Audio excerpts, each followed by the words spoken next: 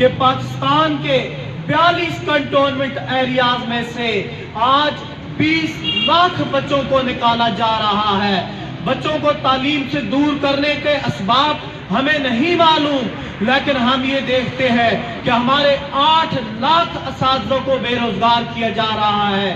اور کروڑوں روپے کی انویسٹمنٹ کو ختم کیا جا رہا ہے۔ میں آپ سے یہ سوال کرتا ہوں کہ حکمرانوں کو کس نے یہ اختیار دیا ہے کہ ملک کو جہالت کی طرف دھکیلے؟ وہ حکومتیں جو تعلیم، انصاف اور کرپشن سے پاک کرنے کے لیے معاشرے کو وجود میں آئے، اگر ان کا یہ کردار ہو تو آئندہ کے لیے نسلوں کا حکومتوں کے اوپر سے اعتبار اٹھ جائے گا، اور وہ ایک اسلامی فلاحی مملکت جو اسلام کے نام پہ معرض وجود میں آئی، جس کو ہمارے حکمران یہ کہتے ہیں کہ ہم ریاست مدینہ کی طرز پہ چلانا چاہتے ہیں، یہ اپنا منافقانہ چہرہ چھپانے کے لیے یہ الفاظ تو استعمال کرتے ہیں، لیکن عملی طور پہ اس کی مخالفت کرتے ہیں۔ میرا ملک مسلسل جہالت کی طرف بڑھ رہا ہے، میرے ملک کے بچے مسلسل آؤٹ آف سکولز ہوتے جا رہے ہیں،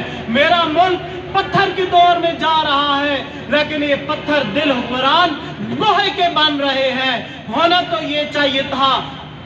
کہ جب ان کی حکومت آئی تھی تو یہ ہوش کے ناخن لیتے اور تعلیم کو امپورٹنس دیتے۔ انہوں نے تعلیم کا بجٹ بھی کم کر دیا، انہوں نے اساتذہ کو بھی بے روزگار کر دیا، انہوں نے پاکستان کے